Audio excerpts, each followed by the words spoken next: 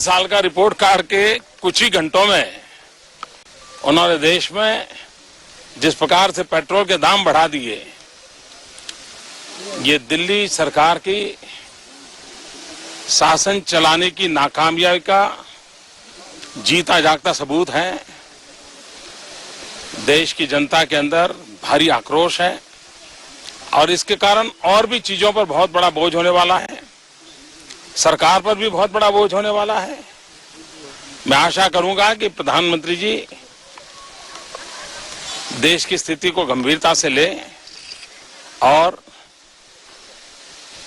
Petrol के दाम बढ़ाए हैं उसको वापस करें। मैं शासन में बैठा हूं, मुझे मालूम है इस प्रकार से रुपया इतनी तेजी से गिर नहीं सकता। अरे ये नेपाल का रुपया नहीं गिरता है, बांग्लादेश की करेंसी नहीं गिरती है, पाकिस्तान की करेंसी नहीं गिरती, श्रीलंका की करेंसी नहीं गिरती। क्या कारण है हिंदुस्तान का रुपया पतला होता जा रहा है? ये जवाब देना पड़ेगा आपको, देश आपसे जवाब मांग रहा है। अब आज देखिए आप, रुपये की कीमत जिस तेजी से गिर रही है, और कभी कभी तो लगता है कि दिल्ली सरकार और रुपये के बीच में कंपटीशन चल रहा है। किसकी आबरू तेजी से गिरती चली जा रही है, कौन आगे जाए, इसकी कंपटीशन चल रही है। महंगाई कहां से कहां पहुंच गई। एक तरफ जीडीपी का गिरना, दूसरी तरफ इन्फ्लेशन का बढ़ना। महंगाई बढ़े और वो भी इस हालात से बढ़े, और उसमें भी दिल्ली की सरकार हर बार नई तारीख देती रहे।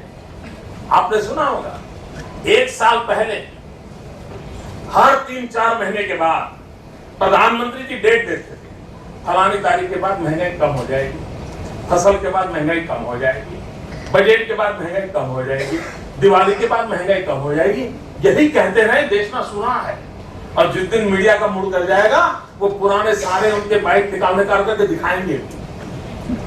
हर 3 महीने के बाद वो ये काम करते थे। भाइयों बहनों, अब तो 1 साल से महंगाई के विषय पर बोलना ही बंद कर दिया है। उन्हें चिंता नहीं है और उन्होंने वादा किया था 100 दिन में महंगाई कम करेंगे। आदरणीय प्रधानमंत्री जी, आप महंगाई कम कर पाओ या न कर पाओ, कम से कम अटल बिहारी वाजपेयी जहां छोड़ के गए थे वहां तो ला करके रख दो, वहां तो ला करके रख दो, तब भी गरीब के घर में चूल्हा जलेगा। अगर हम चुन करके आएंगे तो 100 दिन में महंगाई कम करेंगे। कहा था ना, कहा था ना। डीजल का क्या हुआ?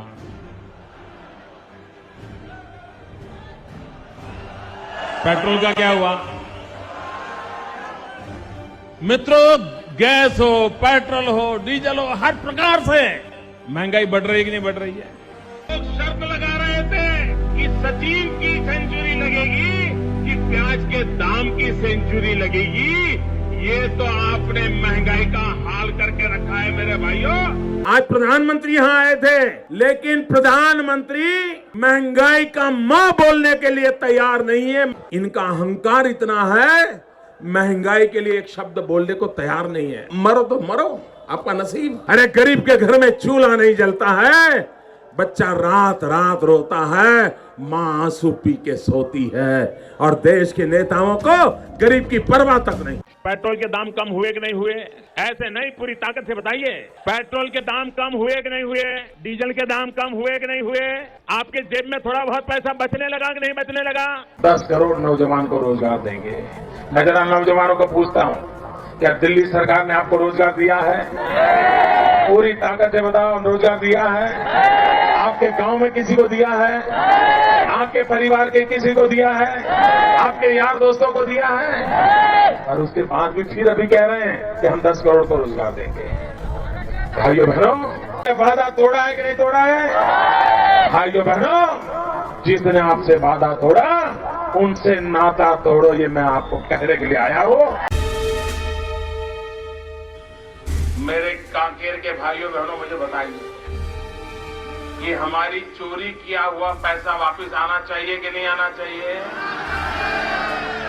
ये काला धन वापस आना चाहिए। ये चोर लुटेरों से एक एक रुपया वापस लेना चाहिए। इस रुपयों पर जनता का अधिकार है कि नहीं है? ये रुपया जनता के काम आना चाहिए। अरे एक बार ये जो चोर लुटेरों के पैसे विदेशी बैंकों में जमा है ना, उतने भी हम रुपये ले आए ना, तो भी हिंदुस्तान के एक एक गरीब आदमी को मुफ्त में 15-20 लाख रुपए यूं ही मिल जाएगा। कितने रुपये?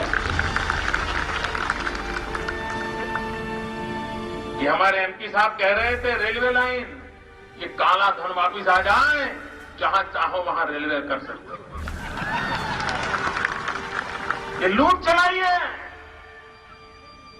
और बेशरम होकर के कहते हैं सरकार आप चलाते हो और पूछते मोदी को।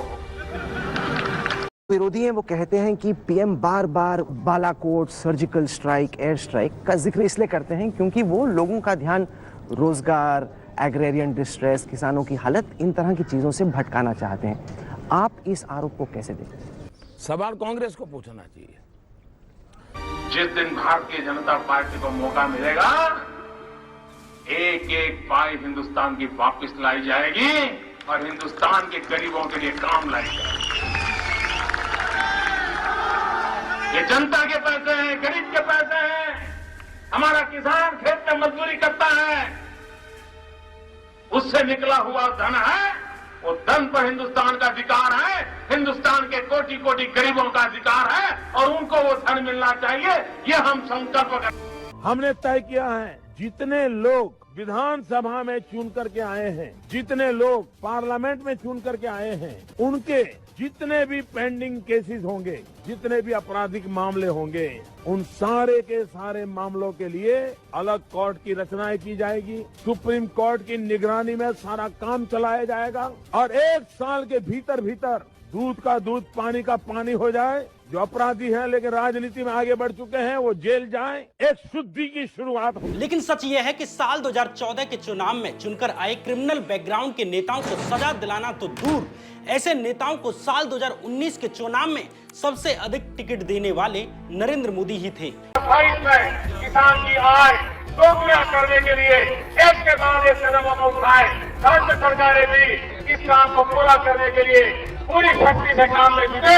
बहुत बड़ा परिवर्तन आएगा। 2022 में हिंदुस्तान के किसान की इनकम डबल करने का इरादा, एक संकल्प, उसको लेकर के हम आगे बढ़ रहे हैं। तब हमने एक बहुत बड़ा सपना देखा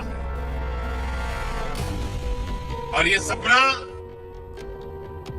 हिंदुस्तान के हर किसान के भाग्य को बदलने का सपना। हमारा सपना है 2022 जब भारत की आजादी के 75 साल होंगे, आजादी के 75 साल जब हो, हमारे देश के किसान की आय डबल होनी चाहिए, 2 गुना होनी चाहिए और उसके लिए हम काम कर रहे हैं। हमने किसानों की आय 2 गुना करने की बात की, तो बहुत लोग ऐसे थे जिन्होंने उसका मजाक उड़ाया। ये तो संभव नहीं है, ये तो मुश्किल है, ये कैसे हो सकता है। 2019 में भी इसी वायदे पर वोट मांगी, लेकिन मालूम नहीं किस किसान की आय दोगुनी हो चुकी है। चाइना के साथ उनकी इन जो हरकतों के खिलाफ आवाज उठानी चाहिए थी, लाल आंख कर करके चाइना को समझाना चाहिए था। ये बड़ी अच्छी बात कही आप। उसके बजाय हिंदुस्तान विदेश मंत्री ने चाइना में जाके बयान दिया कि बीजिंग इतना बढ़िया शहर है, मुझे यहाँ रहने का मन कर जाता है। डूब मरो मेरे देश की सरकार चलाने वालों, डूब मरो, आपको शर्म आनी चाहिए। लेकिन जब चीन ने धोखेबाजी से देश के 20 जवानों को शहीद कर दिया और सरकार पर लोग जवाब मांगने लगे, तो चीन से सवाल करने के बजाय चीन को क्लीन चिट ही दे दी। न वहां कोई हमारी सीमा में घुस आया है, न ही कोई घुसा हुआ है,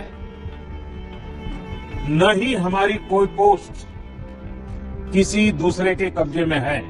ये भारत के लोगों को निर्णय लेना है कि उन्हें और सपने देखने हैं तो वे इलेक्ट करने के लिए वोट डालने जाएं। अगर उन्हें लगता है कि नहीं, मोदी से कुछ अच्छा चुनना है तो वे हटाने के लिए वोट डालकर आएं। लेकिन अगर उन्हें लगता है कि नहीं, हमसे गलती हुई है और आगे गलती नहीं करनी बल्कि झूठे सपने दिखाने वालों को उन्हें सजा देनी है, तो अब की बार पनिश करने के लिए वोट डालकर आएं, लेकिन वोट जरूर डालकर आएं।